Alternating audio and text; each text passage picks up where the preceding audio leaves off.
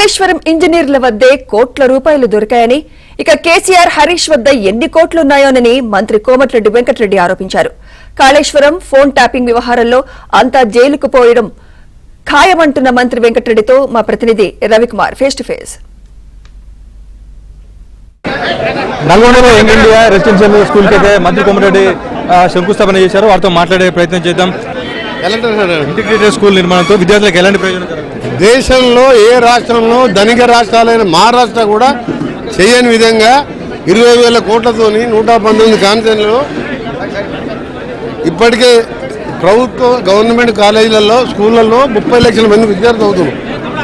Kaleshwaram quality విద్యను అందియాలని రాష్ట్రంలో మొట్టమొదటి నల్గొండ నా అసెంబ్లీలో స్టార్ట్ కావడం, ఇది సీఎం గారిది, నాది రెండు ఒకటేసారి 9 నెలల్లో పూర్తి చేయాలని ఈరోజు పనులు ప్రారంభించుకున్నాం. మా ప్రభుత్వం విద్యకు ప్రాధాన్యత ఇస్తుందని ఉదాహరణ 20,000 కోట్లు మేము 6 గ్యారంటీలో పెట్టలేదు.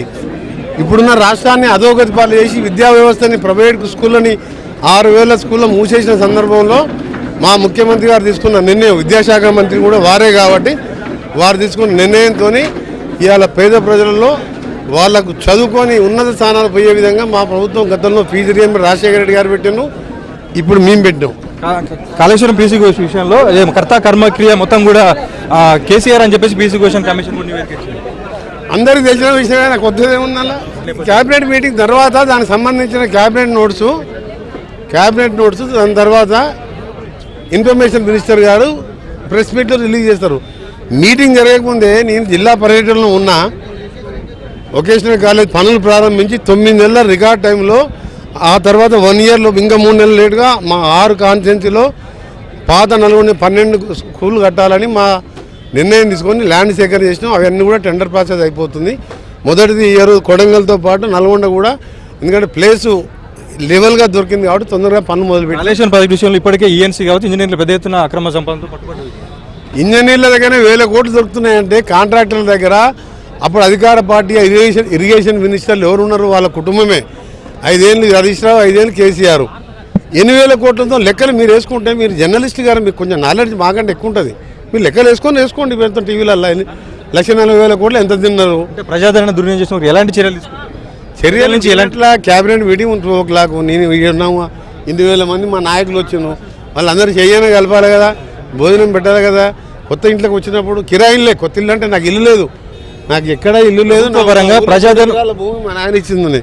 కొన్ని ఉండే ఊళ్ళో గ్రామస్తులకు దళితులకు ఇచ్చిన భూమి లేదు, ఏమి లేదు. తెలంగాణ కోసం కొట్లాడినా శ్రీకాంతాచారి చనిపోతే చూడలేక మంత్రి పదవి రాజీనామా చేసి నేను కట్టుకున్న ఇల్లు ఎందుకు కారణం అంటే, దీని ఎదురుగా 12 రోజులు తినకుండా చనిపోయే పరిస్థితిలో కిరణ్ కుమార్ రెడ్డి అరెస్ట్ చేసిండు.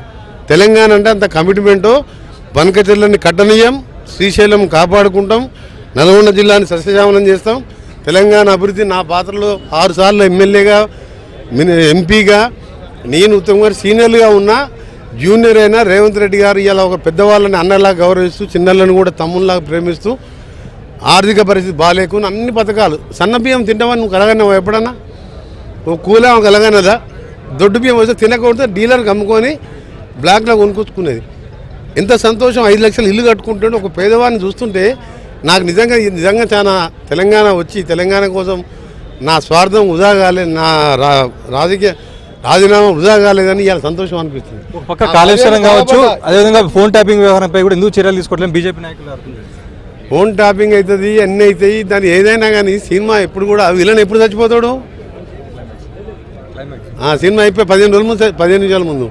ఇంకా ఇప్పుడు 20 నెలలు, ఇంకా 40 నెలలు ఉంది, ఇంకా సినిమా సగం కూడా కాలే.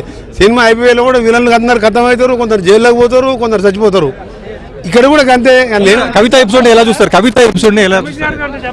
కవిత ఎవరో నాకు తెలియదు, కవిత గురించి నేను మొత్తంగా చూసుకుంటే ఏదైతే విద్యకు అత్యధిక ప్రాధాన్యం ఇచ్చేందుకే కాంగ్రెస్ ప్రభుత్వం ముందుకు పోతుంది. అందుకనే 20,000 కోట్లతో ఇంటిగ్రేటెడ్ రెసిడెన్షియల్ స్కూళ్లను నిర్మిస్తున్నారు. అదేవిధంగా అందరూ కూడా కాళేశ్వరం సంబంధించినటువంటి అవినీతికి పాల్పడిన వారందరూ కూడా జైల్లోకి వెళ్ళడం ఖాయమని మంత్రి కోమటిరెడ్డి వెంకటరెడ్డి చెప్తున్నారు. వీడియో నెక్స్ట్ మల్లికార్జున్తో రవికుమార్, ఏబిఎన్ ఆంధ్రజ్యోతి, నల్గొండ.